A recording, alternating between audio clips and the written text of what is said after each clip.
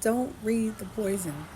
So I thought about this late last night, in the middle of the night, as the Lord was speaking to me about people who send like nasty messages and stuff like that to you, emails, text messages, all kinds of stuff. So 2 years ago, no, actually 3 years ago, I remember when the Lord told me to block my mother.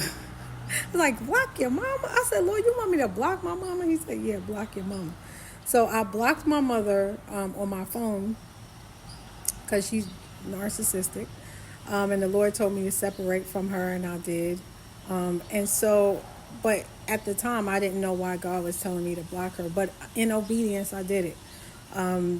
But a year later, my pastor had interviewed me on YouTube to just talk about my life and my experience of being married to a narcissist for 3 years and coming out of that marriage and actually going into deliverance ministry. So I was telling my story, a little bit about my childhood, and he asked me about my mother. And I was just like, oh, we don't really have a relationship. I love her, but, we don't have a relationship. Didn't really go into much detail. And so, like, right after that, my son was like, oh, grandma sent me a message. And I was like, oh, what does it say? And so he was just like reading it, like the first couple of lines. And I said, just stop it. And I was like, no, I don't want you to read anymore. And he was like, why? It's a long message. And I said, because I don't want that poison in my spirit. So, and he was just like, you don't want me to, finish? And I said, no. I said, I don't want that poison in my spirit. I said, she sent this message and she was strategic. She knows exactly how to hurt me. I mean, she's my mother. Everybody's mother knows how to hurt them. And I said, I don't want that poison in my spirit. So he just stopped it right then and there. So I learned this a couple of years ago about just learning how to shut things down. My pastor is actually teaching him. He made a video about it.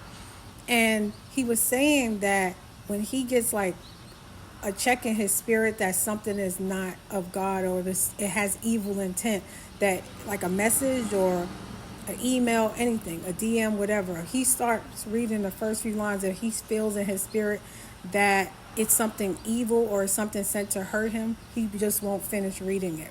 Because what the enemy seeks to do is to have you read something, have it go in your heart and in your spirit to hurt you, and then you'll ruminate, you'll have these looping thoughts on that, which will lead to you, being angry at the person, bitter, hatred, all kinds of things. I know that if I would allow my son to continue reading that horrible, which I think is a horrible text message, but I'll never know.